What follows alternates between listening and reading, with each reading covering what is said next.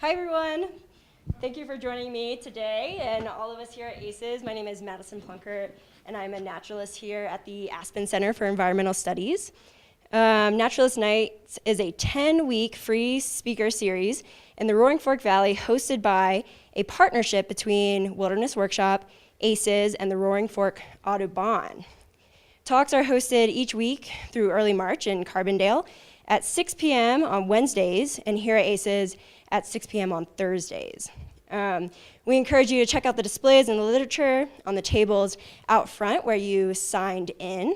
If you didn't sign in yet, please do. It helps us keep track of the people that we're getting these talks out to. And our sponsors very much appreciate it. And here are our sponsors. Special shout out to them.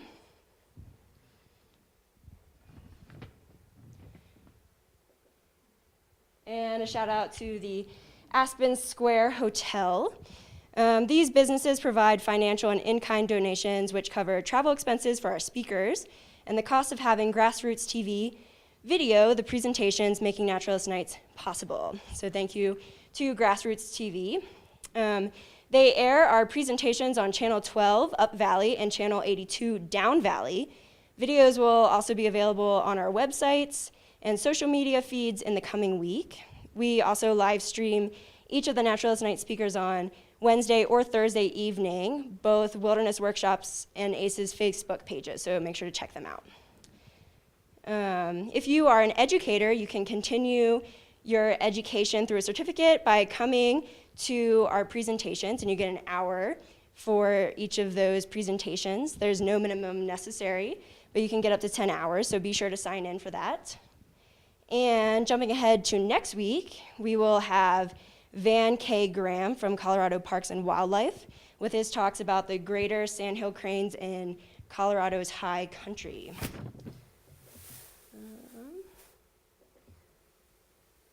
But not to get too far ahead, we still have tonight's speaker.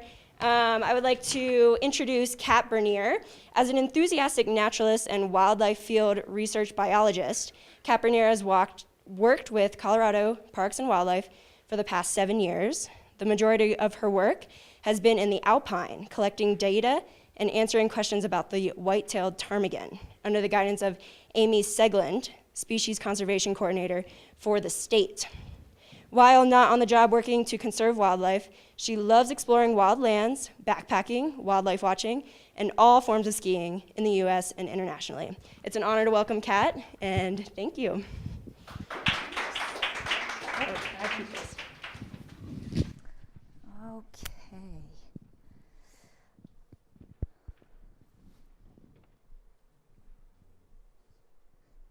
is.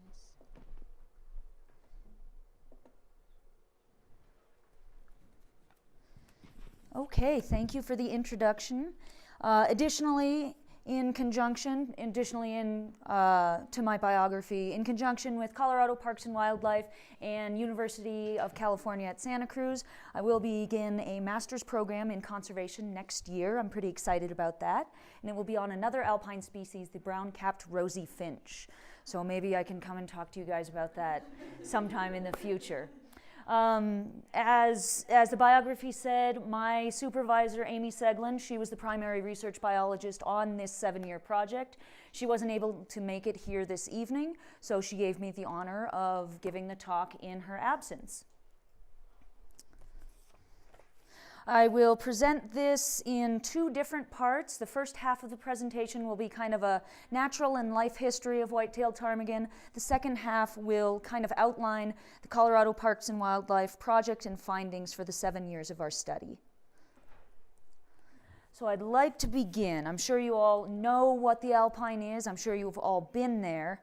And as ecologists in the state, we call it Alpine tundra, tundra being from the Russian word for the land of no trees. And what's a little bit different here in Colorado is the land of no trees is actually the land above the trees. Tundra is typically thought of, Arctic, Siberia, Greenland, and it's a marshy expanse of grassland with areas of permanently frozen ground. But like I said, here in Colorado, it's really defined by that upper tree line, that Krummholz limit, where those dwarf trees kind of peter out, get shorter, and you see pretty much the expanse open up because of that temperature regimen throughout the year. The Alpine does correspond to approximately a 50-degree Fahrenheit isotherm. So the warmest summer month is usually July, and the average temperature is 50 degrees in July. And the Alpine is subject to extreme weather conditions throughout the year, high solar radiation, cold temperatures, up to 80-mile-per-hour winds in the winter, and then also, as you can see from, these are the Needle Mountains in the San Juan Range, extreme topography. There is an extremely short growing season. Generally speaking, the growing season is from about early to mid-June through approximately late August to mid-September. And during mid-September, you start to see, the snows start coming in. Right around the autumnal equinox, we typically see a 6 to 10 inch snowstorm, and by that point, all of the leaves start to senesce. We see that reddish golden brown color coming into the foliage on the ground. And another portion of the Alpine, or another factor in the Alpine, is those severe afternoon thunderstorms in Colorado. And those are caused by the heating of the lowland grounds, rising the moisture, rising the temperature, and that orographic lifting effect, dropping all of the moisture up into the mountains. And what all of this extreme topography and extreme weather means is that there are tiny microclimates up there. There are microrefugia and tons of different vegetative communities. We have alpine grasslands and meadows where the wildflowers are blooming, wildflowers galore. The fell fields or the windswept areas there are different cushion plant communities and mat-forming plant communities. And then on the steeper slopes, we have dryad communities, those little white rose flowers in the dry, windswept slopes. We also have snowbed communities that are home to sedges, rushes, and tons of soil lichens. We have alpine wetland communities. You see flowers such as the bright pink elephant head, sedges, marsh marigolds. And then, as demonstrated here in this next photo, there are huge swaths of talus, rock, and scree. You'll notice that red circle. I'm just trying to give you an idea, the landscape scale idea of where we're conducting our research. This is from Rock Lake, also in the San Juan Mountains. It's about a 1,500 vertical rise from the lake up to the top of the ridge. And if we zoom in really quick, that is one of our researchers. That's actually Amy Seglund, who spearheaded this whole project. So once again, from the large scale to the small scale. And this is the type of landscape where we're trying to find ptarmigan, these little tiny alpine chickens. In Colorado, we are blessed to have 25% of the alpine in the lower 48. So you think Washington, Oregon, California, Idaho, Montana, Wyoming, Utah, New Mexico, they have the other 75%. But as one state, we have, a vast majority concentrated here. Nearly 3%, 2.8% of the alpine is encompassed in the state. It equates to about 2,900 square miles of alpine. And I think the greatest feature of that is 90% of it is public land. So public lands being protected, more restricted for what uses can take place on them. But in addition to that, 55% is designated wilderness. So no additional mining will take place, no additional road building, no permanent structures, no permanent dwellings, nothing.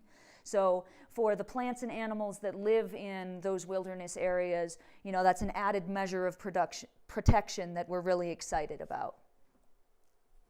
Some other common species we find in the alpine. The top left here is the brown-capped rosy finch. We've started conducting research on those already. Up in the top right, we have kind of a flagship species, the American pika. There, if he's not gathering foliage for his haystacks, he's probably saying, "Shmee!" and alarming everyone that he's there. we have the Colorado state mammal, the Rocky Mountain bighorn sheep. And then in the bottom right, you might love them, you might hate them, the yellow-bellied marmot, also known as the whistle pig. Worldwide, there are 3 species of ptarmigan found. The rock ptarmigan is there on the left with those big red bushy eye combs. On the right, we have the willow ptarmigan. And you can see the distribution of the rock ptarmigan here. It's pretty much all through the Arctic, all through Siberia, over in Alaska, but it doesn't extend as far northward as, say, the willow ptarmigan, which extends up into the Baffin Islands, over in Greenland, and then a lot of these northern reaches of Europe as well, up in Scandinavia. And the white-tailed ptarmigan is the only species of ptarmigan that is restricted exclusively to North America.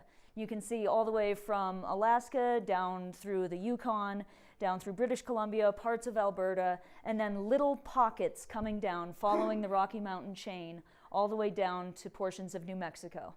These little black stars you see on the map, those are where white-tailed ptarmigan were introduced in the 1970s. So individuals, usually monogamous pairs, were captured and then transported and released in these other areas. Oregon, California, I want to say it was the Willow Mountains in Oregon, the Sierras in California, the Uintas in Utah. The star in Colorado here was actually Pikes Peak, where they didn't previously exist, and then down in the mountains kind of north of Santa Fe in New Mexico. So the diagnostics of the white-tailed ptarmigan are those white rectrices. The other 2 species of ptarmigan have black tail feathers, even in the winter. And the white-tailed ptarmigan has those white rectrices, the white tail feathers, all year round, and they are the smallest grouse species. They're about 350 grams, and that equates to right around 12 ounces. So just little handheld birds, slightly less than a pound. The name ptarmigan is from the Scottish Gaelic. The original word was tarmachan. Literally, it meant croaker. And later, the P was added, influenced by the Greek for the word wing or pinion, wing, feather, or pinion, the word pteron, P-T-E-R-O-N. And I'd like to ask you, as an audience, why you can't hear a ptarmigan go to the bathroom. Because the P is silent. There are 5 recognized subspecies of white-tailed ptarmigan, extending from the Peninsularis subspecies in Alaska and down through the Alaskan islands. We have Lagopus lucura, extending from the Yukon down through British Columbia and Alberta, and then a little down through Glacier National Park and into Montana. The Saxatilis, that green subspecies, that's the very specific Vancouver Island subspecies. The Rainieriensis, those are the very specific kind of Rainier Range Washington subspecies. And then down here in Colorado, as well as extending down through New Mexico, it is Lagopus lucura altipetens. And over in Utah, that's that little introduced population in the Uintas. And the name Lagopus lucura, Lagopus being from Latin, lagos is meaning hair, pus meaning foot, so referring to their highly feathered feet in winter. And lucura is from Latinized Greek. Lukos means white, ura means tail, so their entire name, Lagopus lucura, describes the species kind of in one little container. The distribution of ptarmigan in Colorado, you can see up in kind of the northwest portion, the zircles. Down south and west of there are the flat tops, and then all the way from the Rewas to the Neversummers, down through the entire Front Range, the 10-mile range, the Gore Range, down here in the White River National Forest, all the way over into the Collegiates and the West Elks, down through the Sangres, down through the southern Sangres into New Mexico, and then the entire San Juan Mountain Range complex.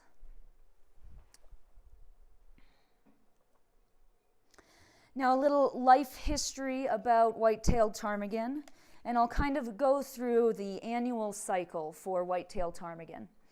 They do molt their feathers 8 months out of the year, so it's a huge energy sink, molting feathers constantly. And they do that to maintain their camouflage, their biggest defense mechanism. So in the winter, they do turn all white. And as the spring approaches, they get into their nuptial plumage, where you see that sexual dimorphism, the males and the females look different from each other. And then towards the fall, they undergo another molt, and they turn kind of this grayish-brown color and start to grow in the white feathers, and that's their third molt of the year. They're extremely well adapted to long, harsh winters here in Colorado, and one of their primary adaptations is that they burrow down underneath the snow. They use those sharp claws to dig down into bushes, into willow bushes, and other types of bushes up in the Alpine. And that keeps them warm, and it also provides a food source when they burrow down into the willow bushes. As I mentioned earlier, the winds can be extreme in the Alpine in the winter, up to 80 miles an hour. So a lot of times you'll have a big snow event, and you won't see any ptarmigan tracks anywhere on the snow. You'll be skiing or snowshoeing along, and all of a sudden, ptarmigan explode out of the snow, seemingly from nowhere. And that's because they were burrowed down, staying protected, staying warm from the harsh winter elements. As the name implies, their feet and legs are covered by these short feathers. The short feathers kind of protect them from the snow, from ice buildup, and they also act as snowshoes to stay aloft on that soft, luffy snow.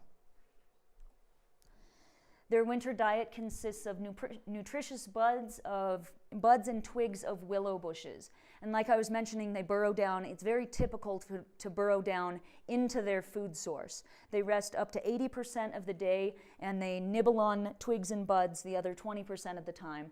But when they burrow down in those soft snow areas in the bushes, the food source is right there for energy conservation, so they can actually gain weight in the winter.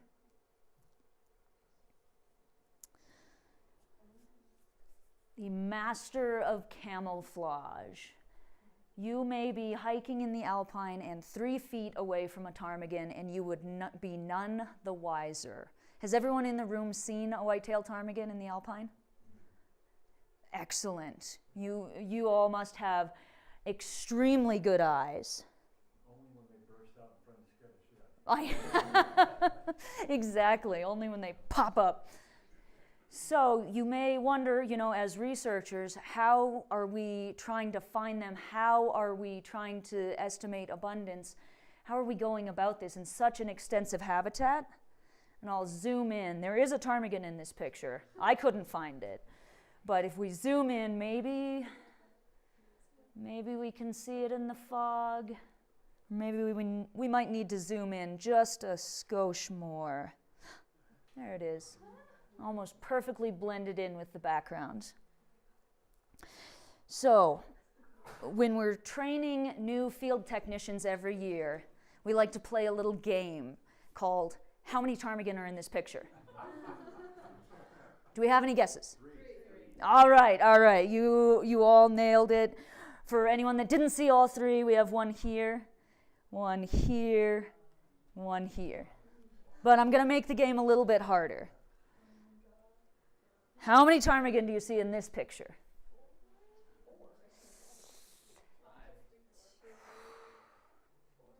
4. All right, I've got a 3, I've got a 4, a 5, a 6. 6 is absolutely right. We have the ptarmigan mama in the forefront here, and these are 5 of her chicks. This was a very successful mother. They're about half grown, half into adult recruitment there. Okay, I'm going to make it really hard now. How many ptarmigan are in this photo?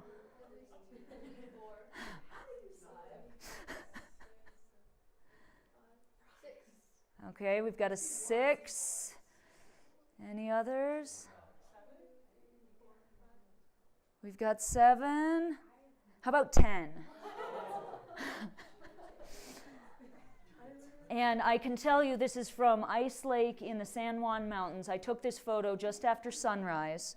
There are actually 13 birds in this photo, but when I reviewed it later, I couldn't find 13 birds either. We could only find 10.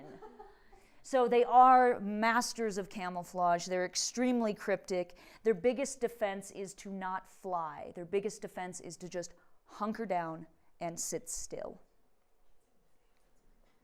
But once you find them, they can be extremely tame. This is one of our technicians that worked on the project for all 7 years, Lee Kaiser.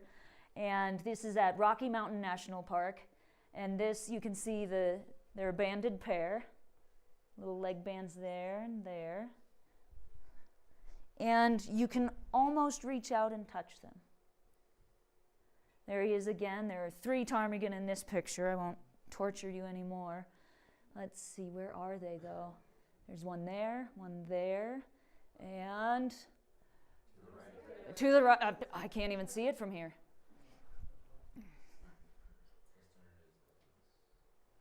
So a little more of their life history.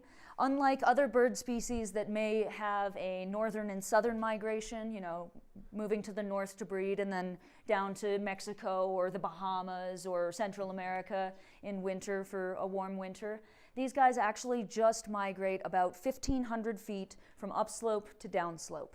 This photo is taken again at Rock Lake, up here, kind of towards the ridgeline. That is our study site. And in the winter, they really just move down to these lowland willow bottomlands. And this is a different perspective of kind of the same photo. This is also from Rock Lake. And you can see not far to fly for a safe winter. So as spring approaches, there are longer days, a longer photo period per day. The snow melt starts to begin. And the longer days as well as the snow melt, it's kind of a multifaceted mechanism, creates the molt into their nuptial plumage. This is also the time where the breeding territory is established. So if you've ever been in the Alpine, kind of in the early morning, maybe in the spring, you may have heard this sound, the male territorial call.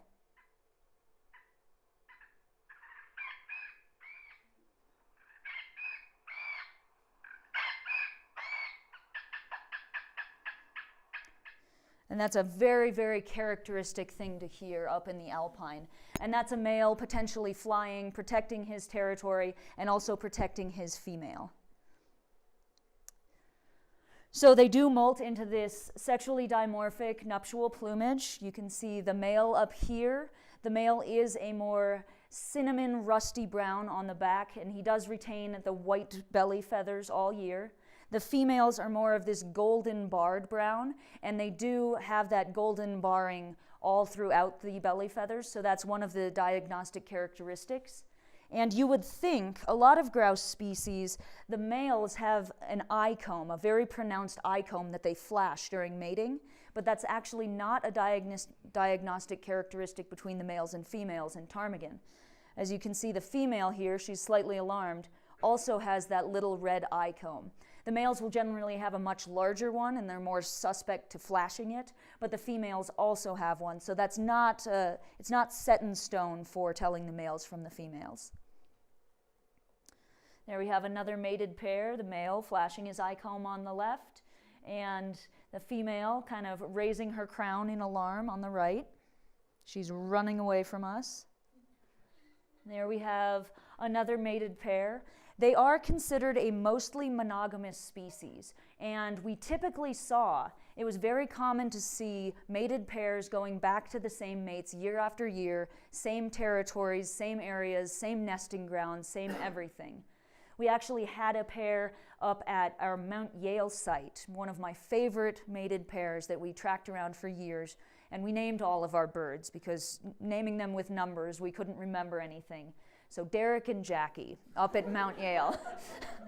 And Derek and Jackie, they were an old school couple. They went back to the same rock outcroppings, had the same nesting grounds, did the same mating dance, and chased off Jean-Pierre, the same intruding male, every single year.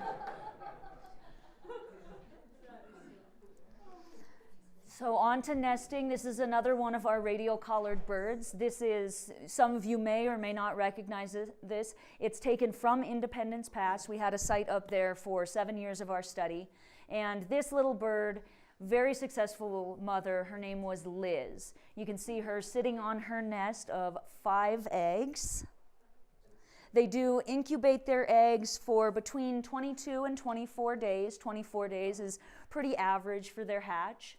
And typical to all bird species, they do develop this brood patch to keep the eggs warm as they're incubating, and then also to brood their young after the young come off.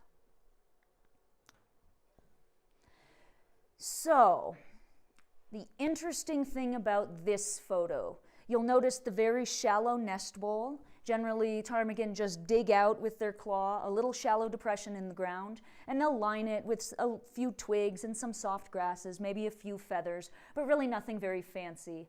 But what's so incredible about this photo is that one egg is cleanly hatched out. And you can look at that and you can see those well-defined margins. A chick did hatch out of there. It pecked out with its egg tooth. But the other 4 eggs haven't hatched out.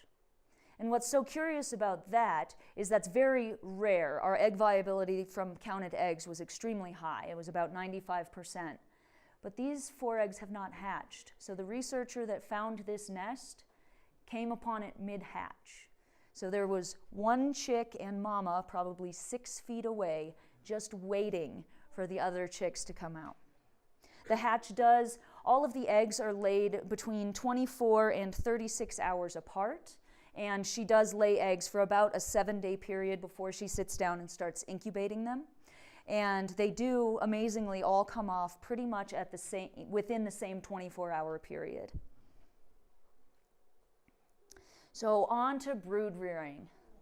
These little birds are incredible. That little bird is probably about 2 days old. That rock is maybe 45 degrees. I wouldn't hike up it. That'd be too steep for me to hike.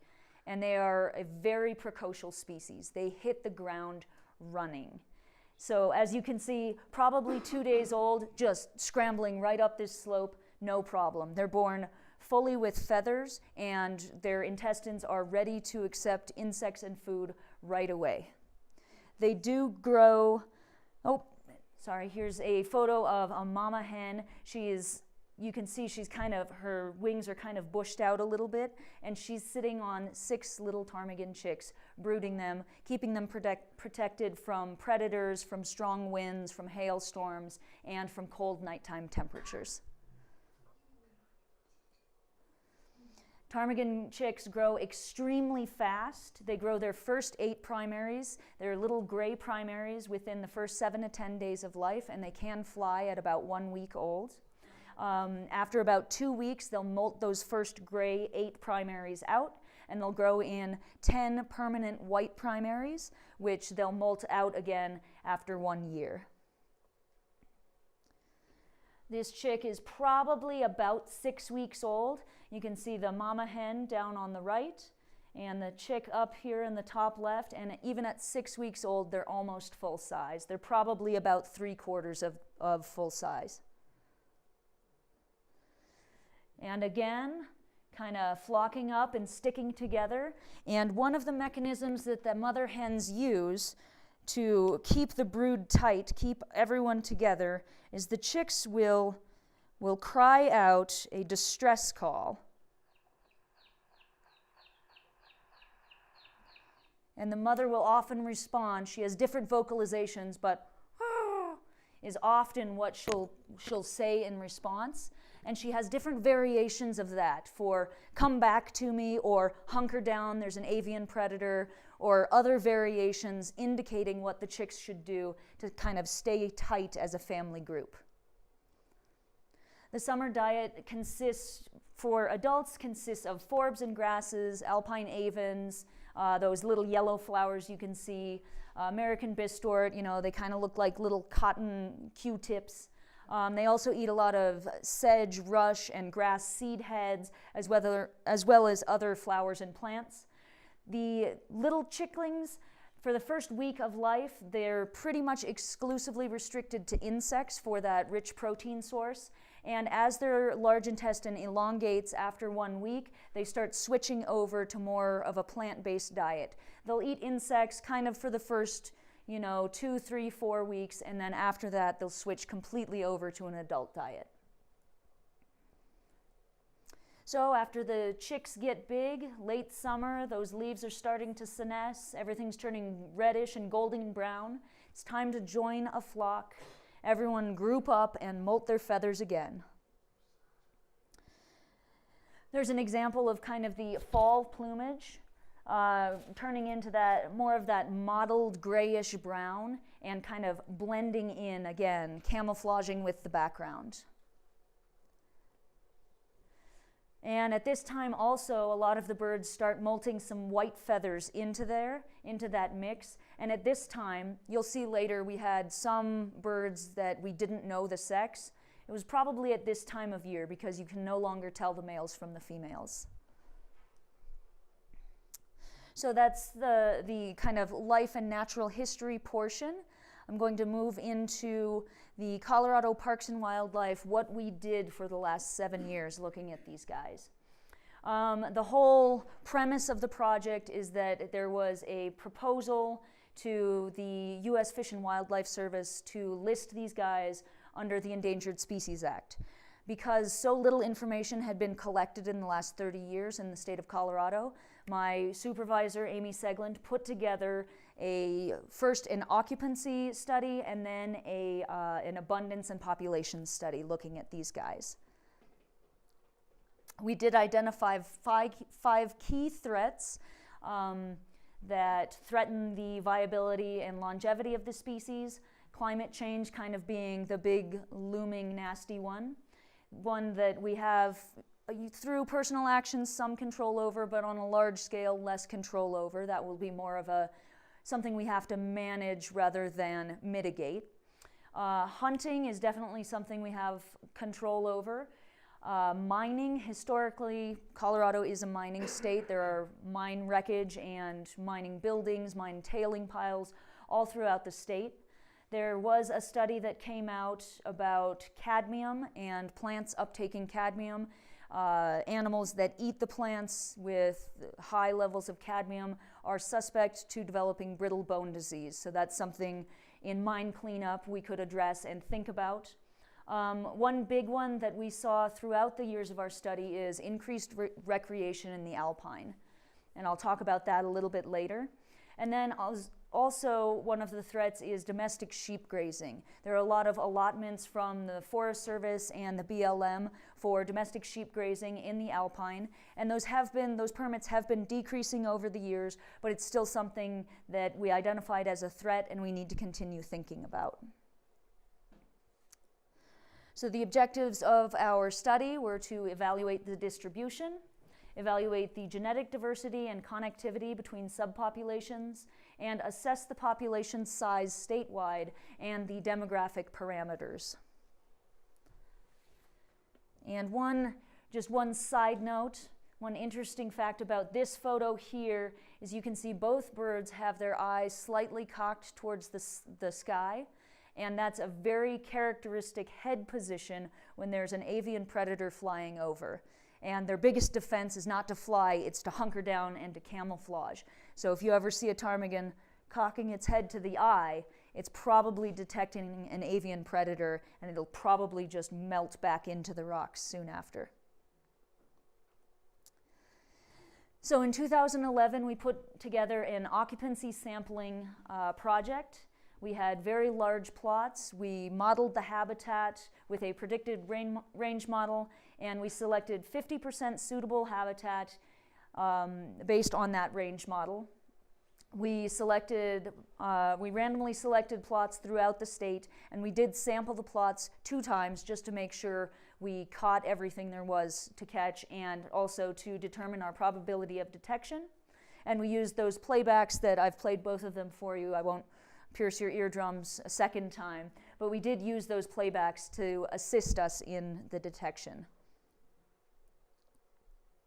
So here you can see kind of our plots, these little yellow boxes. They were all arrayed statewide we really tried to vary the distribution and sample all of the ranges of mountains in the state. We also collected data within 100 meters of the observation to try to inform how we were searching for birds and also inform researchers in the future. So we took notes on site characteristics such as distance to snow, willow, percentage of talus and boulder cover, distance to cliffs, the different vegetative types such as alpine meadow or grasslands or wet meadow, that sort of thing, as well as recording the elevation. And then we also recorded the anthropogenic or disturbance from predators in the area. So the results of our plot occupancy were extremely successful. We found birds in 57 of the 59 plots in the first sampling period. In the second sampling period, it appears we found them everywhere, and we had an extremely high detection probability, which for a camouflage species, that is a very good thing. And what we also found is kind of obviously it's an alpine species. 94% of them were found in the alpine. And then I think the most striking thing for finding ptarmigan is where. 82% were found within 100 meters of talus. So if you're ever seeking out ptarmigan, that margin of where the talus and the vegetation meet, that is the highest likelihood of finding a ptarmigan. We did find a moderate amount of human disturbance, a larger amount of predators in the alpine, and also the elevation that these guys live at seemed to be extremely consistent, somewhere between 11,500 and 13,000, with that 12 to 12.5 range being the highest likelihood of finding ptarmigan. So the conclusions from that first year study, white-tailed ptarmigan are indeed well distributed throughout the state. There were no changes in the distribution. There was an extensive study done in the 1970s. No difference, no change in distribution from that study, and we had high detection probabilities for the species. As part of that, we also collected feathers, and with the feathers, what we were trying to determine were fine-scale genetic differences. What we did see in the genetic differences is that there are two distinct subpopulations. We have the northern subpopulation in yellow, we have the southern subpopulation in the San Juans in red. And we suspect there's a lack of suitable alpine habitat between the two, which reduces that gene flow and the availability of the birds mixing and dispersing. So overall, we did see that the connectivity appears adequate to maintain the genetic diversity. We did see a high degree of genetic diversity, heterozygosity, and allelic richness. There were no indications of small population sizes, no deleterious effects of inbreeding, and we did have two isolated locations that had slightly lower heterozygosity and allelic richness, and those were the flat tops and the songgrays. I'll jump back, just kind of point those out, and you can see the flat tops here, they're quite far from any of their neighbors, and then the songgrays. And those are also, this is a huge gap, huge lowland gap. We did see slightly lower genetic diversity there, and that's just something to remember and take into consideration if those populations are ever in trouble. So the following 6 years of our study was a capture, mark, recite study, and we did assist ourselves with radio telemetry. And we used these techniques to measure abundance, survival, and breeding success of the birds.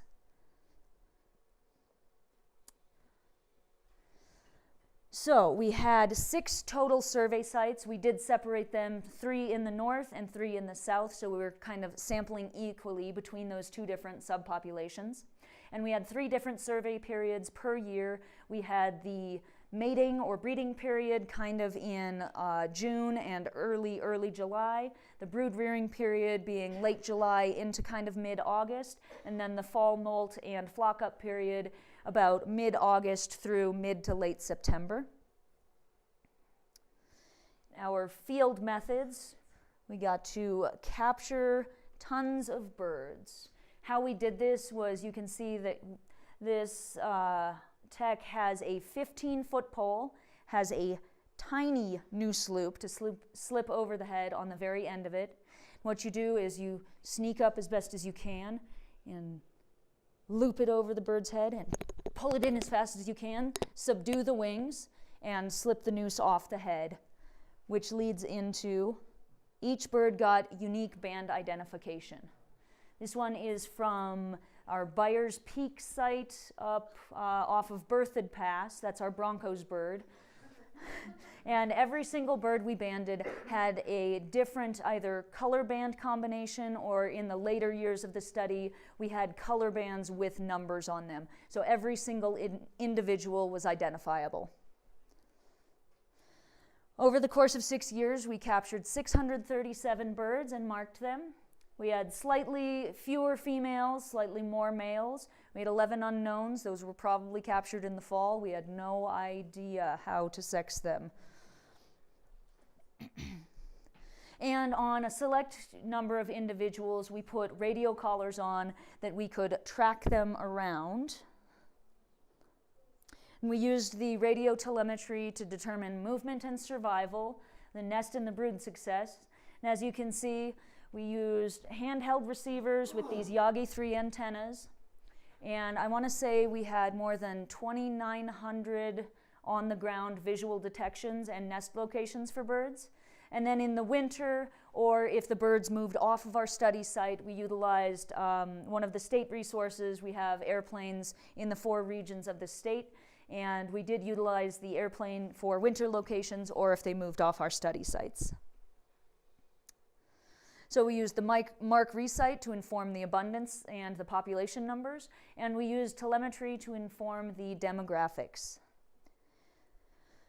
And what we saw is the abundance. You can see it kind of trends like most animal populations. They do trend up and down, but they do tend to stabilize out over time. So the yellow, that's the northern population. The red, that's the southern population, and then the total abundance estimate, it kind of ranges from just below 150,000 to about 225,000 statewide. Broken down into our 6 study sites, and you can see that the population trends kind of maintained that same curve. Really good year, highly abundant in 2013. That winter was kind of a lousy low snow year, and we did see pretty much all of our population numbers kind of dip down in 2014.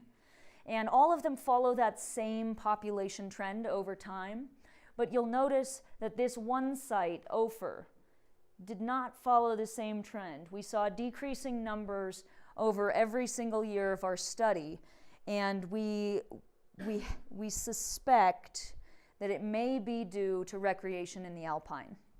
That Ophir site is right outside of Silverton in the San Juan Mountains, and it is one of the most spectacularly beautiful basins you've ever seen. It's a place called Ice Lake. I want to say it was featured in an article in Outside Magazine probably 5 years ago, and it was interesting to watch from 2011 until 2017. We saw numbers of maybe 50 hikers per day. When we finished our study, we were seeing 150, 200, 250. I mean, the parking lots were overflowing. It's almost as if recreationalists are loving the place to death. It's so spectacularly beautiful. But we also saw an increase of off-trail hiking. We saw downhill mountain biking. We saw a lot of peak bagging. We saw dogs off leash chasing birds, you know, dogs that are not under voice command of their owner. And we really do kind of correlate that increased recreation and kind of the irresponsible recreation for that decrease in numbers at that site. So another part of the study was determining the reproductive success of the birds. We had 92 radio-collared females. This is Helen. She is calling her chicks in, and one chick is so vigilant it's on mama's back. We had 92 radio-collared females. We followed them 2013 to 2017. We did monitor 115 different nests throughout that time. And we learned a lot about nest substrate through that time. 51% were right next to rocks or boulders, kind of tucked in, sheltered from the wind and the elements. 34% were under willow or other types of shrubs. And generally speaking, the ones that were under willows or shrubs, they were kind of right on the edge, on the margin of the willows or shrubs. So if a predator did kind of sneak up, they could just pop out and run away. 12% were on open ground. I speculate they may or may be less successful on broad open ground. And then 3 were down in the crumholts, in those flagged trees. And those 3% are probably due to a high snowpack, and that was the first available area for nesting. We have a ptarmigan hiding under the marsh marigolds. This lady, she chose an open ground nest right next to that tall bunch grass. Sheltered from the wind, right next to a boulder. If you walked by that, you'd probably never see her. I know doing telemetry sometimes, you'd get a signal and you'd walk around in circles for 5 minutes and you just couldn't find her. There we have another one kind of nestled in the talus there, very well camouflaged in the center of the screen. And then one of those classic willow shrub bushes or nests. So the incubation date, the initiation of incubation varied from June 11th to July 12th, and that was predominantly based on snowpack. A ptarmigan is not going to nest in this. It's going to wait another 3 weeks for open patches of ground and suitable habitat to nest in. And that was pretty much all due to the snowpack of the year. So the average clutch size, 5.46 is kind of a funny number. You're never going to see half an egg. But 5 or 6 eggs was pretty average, pretty common for the first clutch. They do only lay 1 clutch per year unless the nest is unsuccessful. If it's early enough, the bird will try to renest. When they renest, they usually have only 2 or 3 eggs on average. But for a first nest attempt, the average 5.46, we did count 409 eggs total, 95% of which were viable. If the nest got to the hatching period, 95% of chicks came out of the eggs. But the probability of the nest succeeding was actually pretty average for birds, which is kind of low. It's only about 39% plus or minus 9%. And you may wonder why. Well, this little cutie might be to blame. Interesting anecdote about weasels in the Alpine is in 2013, it was a very, very big winter, and the following summer we saw a huge boost in the pika population.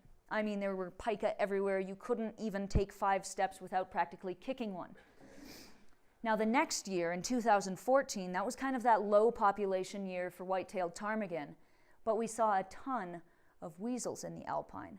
So we kind of speculate it could be, you know, that predator-prey cyclical population relationship may have been partially due to weasels predating nests. In addition to that, there were good mothers, there were bad mothers. Some mothers were extremely vigilant. They would hatch out 5 chicks and you would find them a month later, they'd only lost 1. They'd have 4 chicks. Some mothers would run away from their own chicks. Some would completely ignore chick distress calls, while other mothers would adopt chicks in. You'd see them one day with 6 chicks, the next day they would have 13. I think that was the highest number we ever saw. This baby, obviously very vigilant. Mama looks like she's calling in the rest of the family. So again, the movement of ptarmigan, we determined the movement of them by these radio collars. Like I said, we had over 2,900 locations with boots on the ground in the summer, 430 utilizing the airplane in the winter. And you can see they really held tight to those elevations. 12 to 13,000 feet, very, very common for the summer, and then just barely moving down, maybe 500 to 1,500 feet in the winter. And another interesting thing we saw is that the average distance moved is always higher for females, and they also have a higher mortality. There could be a relationship there. The highest movement we ever saw from a female was 53 kilometers in a winter. And I think that maximum movement also kind of informs the reason why there's those two distinct subpopulations, because the distance between the San Juans and, say, the Sangres or the West Elks is greater than 55 kilometers, when we never saw a bird jump that gap. So that could inform why there are those two distinct subpopulations. And the males, they really liked to stay put. They're kind of homebodies. The greatest movement we ever saw in winter was just under 10 kilometers, and they do have a higher survival. Why do you think they move more in the winter? I think it's either where their parents go, like where the mother takes them to winter forage, or it's for better availability of winter feeding grounds. Because where we'd see them move were huge bottomland willow cars. I mean, huge, huge, expansive swaths of willow car. Cool. So the conclusions from that portion, the Markree site and telemetry, the northern and southern populations are changing similarly through time, nothing to be alarmed about. There was evidence of population decline at that high recreation site, the Ophir site. There were higher densities of birds than previous studies, and that study in the 1970s. It's unclear why that is, whether our search effort was greater, whether we spent more time in the field. Either way, it indicates that our birds are doing quite well in the state. And the reproductive output was mainly driven by predation, possibly weasels, possibly red fox in the Alpine, possibly avian predators. Our overall conclusions from the entire 7-year study: the white-tailed ptarmigan is a very resilient species. These guys are going to stick around as long as they possibly can. Our results didn't diverge dramatically from the historic efforts, and the statewide species status is secure. We are working on developing a long-term monitoring plan to continually assess changes in distribution and evaluate demographic parameters as the environment does change. And some important considerations, kind of the take-home message, is to develop adaptive practices to manage increased human recreation. That's a big one. Continue to monitor domestic ungulate grazing, especially in the face of changing climate and changing landscapes, and to kind of stay on top of easily accessed hunting sites to make sure they're not overexploited and kind of assess those potential effects. With that, I'd like to first of all acknowledge my supervisor, Amy Seglund, for putting the whole project together and keeping me on as her field crew lead for the whole project. I'd like to recognize Phil Street is in the middle there. He did most of the analysis for his master's and PhD part of that project and did a great job with it. Lee Kaiser and Serena Roxand were two of the other technicians that worked for the entirety of the project. Our faithful winter pilot, Steve Waters, was always a pleasure to fly with. And then all of the other volunteers, all of the computer geniuses like Michelle Flenner and Greg Wan, his assistants, really guided and informed our entire project. And the original ptarmigan researcher that did all of those studies in the 70s is a famous man named Clayt Braun. Can't give enough thanks to him. With that, I'd love to take questions.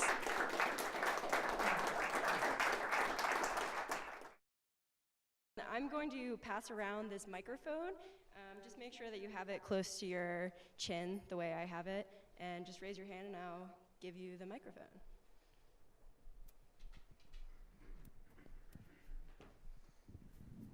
I have two questions that might be related. One is, like, what can you tell us about the timing of the molting and what drives that? And then the second question is, you mentioned that climate change is one of the biggest threats. Can you talk more about the mechanisms behind that? Is it like frost-free days? What's the deal? So the timing of the molt into nuptial plumage, that is driven by two factors. It's driven by the increasing photoperiod, and it's also driven by snowmelt. And we think it's the albedo in the snow, the high reflectivity in the snow actually aids in the timing of the molt. If you have more snow, you'll see the birds stay white longer, and as the snow recedes, they'll start to molt more, but it's initiated by that increased photoperiod. But it's kind of an interplay between the two. And the second, the effects of climate change overall long term. That's a big unknown kind of in the world. Maybe not climate warming, climate weirding. We may see changes in afternoon thunderstorms, and these birds are very susceptible to heat stress. I want to say 104 degrees is where they drop dead. But at 80 degrees, they do have mechanisms. They like to kind of shelter themselves next to talus and next to large boulders where it's a little bit cooler, and they do pant a lot to help cool themselves off. And they'll kind of stay put during the daytime to help cool their bodies. Other potential changes we could see is an encroaching tree line as climate warms and possibly dries out. So that would be a big key factor. There's evidence of dusky grouse encroaching in New Mexico where their tree line is a little bit lower, and that could have some interesting interplay. Who knows, there could be some interbreeding between the species, or they could be eliminated entirely. Another factor we could see is changes in vegetative community, where forb-dominated areas turn more to grass-dominated areas, and that could limit their diet. Is that molting quite driven by decreased photoperiod? It's kind of the reverse, decreased photoperiod and then increase in snow.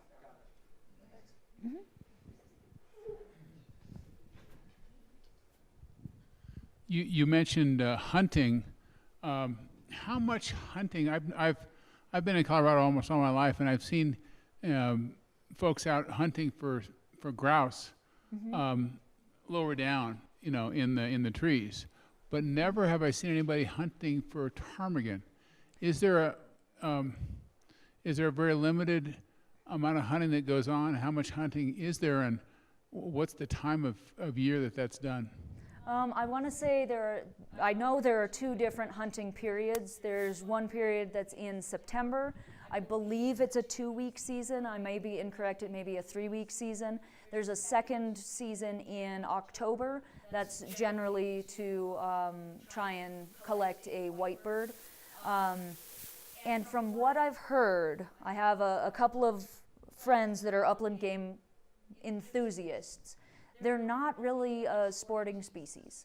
You find them and they just kind of sit there. And what fun is it to just off something that's just sitting there? So from what I've heard, I've never hunted ptarmigan myself. I don't think I'd be into that. But from what I've heard, it's kind of a one and done experience. People that hunt ptarmigan, they might do it once and then, okay, that was off my life list for hunting. But we do see a lot of hunting pressure at easily accessed sites. There's sites up near Fort Collins, a place called Crown Point, that sees a lot of hunting pressure. Places like Mount Evans or Independence Pass, the roads go right up to where the birds are. So we do see a lot of hunting pressure in select areas, but not kind of widespread. You had a question. Thank you. I'm just curious if you've noted any impacts by bird watchers playing, trying to call them in, or just their presence being around. What should we all know about taking care of ptarmigans while we enjoy watching them in the field? Don't chase them, ever. And don't let your dog chase them. Honestly, I've never observed anyone playing callbacks other than us as researchers. And people usually look at us like we're Looney Tunes, playing these screeching calls in the middle of the day, hiking around, looking under rocks, and staring at the ground. I haven't really observed any effects from other bird watchers. In my opinion, bird enthusiasts tend to be extremely respectful. So I really haven't seen any effects by bird watching enthusiasts. You mentioned the red fox and the weasel as predator and avian predators. I was curious about what avian predators you've observed and if you've observed any actual ptarmigans being taken, because it seems like if a bird could, because they don't go anywhere, I've observed. I would say the primary predators, avian predators in the Alpine, are prairie falcons. We also see golden eagles and red-tailed hawk pretty frequently in the Alpine. We did see 2 males territorially fighting in the spring one year, and immediately a prairie falcon comes out of nowhere and picks one off. And so we have observed predation. Another way we determine avian predation is from the radio-collared birds. You can determine from the kill site what took it, either a mammalian predator or an avian predator. Other birds, during the raptor migration in the fall, you'll see just hosts of other species of birds coming through and searching those north-south ridge lines. But the main ones, I would say, are prairie falcons, golden eagles, and red-tailed hawk.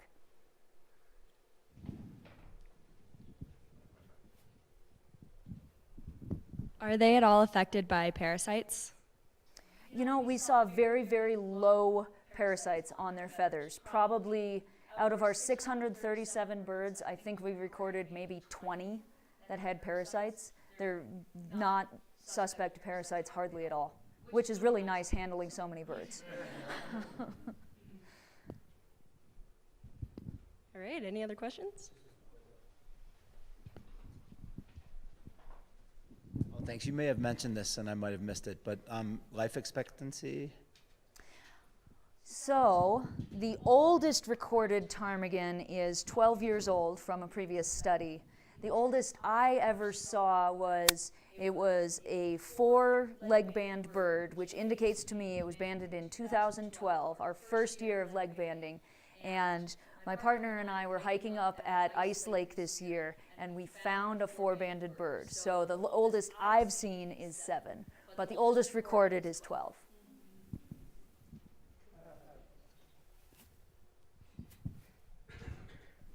Why were they introduced in the 70s to places where they had not been? It's kind of what the state agency was doing at the time. They were moving animals around. I'm not sure the logic behind it, but that was just kind of something that was being done with a lot of different species at the time. It was successful in the Uintas and in New Mexico. The other 3 populations, and at Pikes Peak. The one in Oregon and the one in the Sierras didn't take. It seems like a lot of your conclusions were aligned very well with the last comprehensive study in the 70s. I'm curious if there was anything to you that was surprising, spending so much time in the Alpine, whether about the biodiversity there, or the community, or the behavior of ptarmigans. Was there anything that was unexpected? I think the biggest surprise I had was how big the flocks get in the fall. You'll be hiking around. We had 5 study days per survey period, and in the fall you would hike around for 1 or 2 days and not see any birds, and then all of a sudden you'd see 35 altogether. And so the flock size was really surprising to me. I didn't expect that after finding ptarmigan everywhere all summer and kind of knowing where to look, and then just getting skunked for days, and then finding 35. So that was, for me, that was the most surprising thing. Any last questions?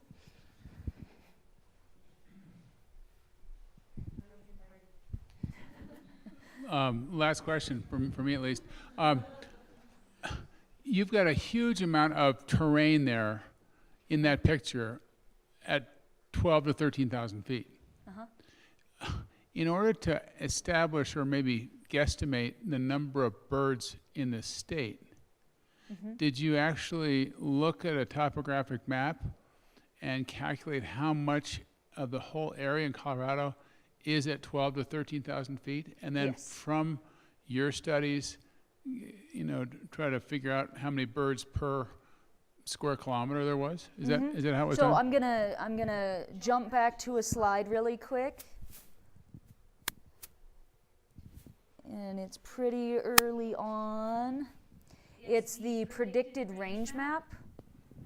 And basically using ArcGIS, this map was developed. It was all of the area, above 12,000 feet. From that, it was extrapolated how much would be suitable habitat, so less than 50% rock. I'm not sure what the exact parameters were, but they used this predicted range map, and then we estimated the entire population with those 6 years of data from 6 specific different sites. And the reason we had 5-day study periods 3 times a year was we tried to mark every single bird we could in that study site.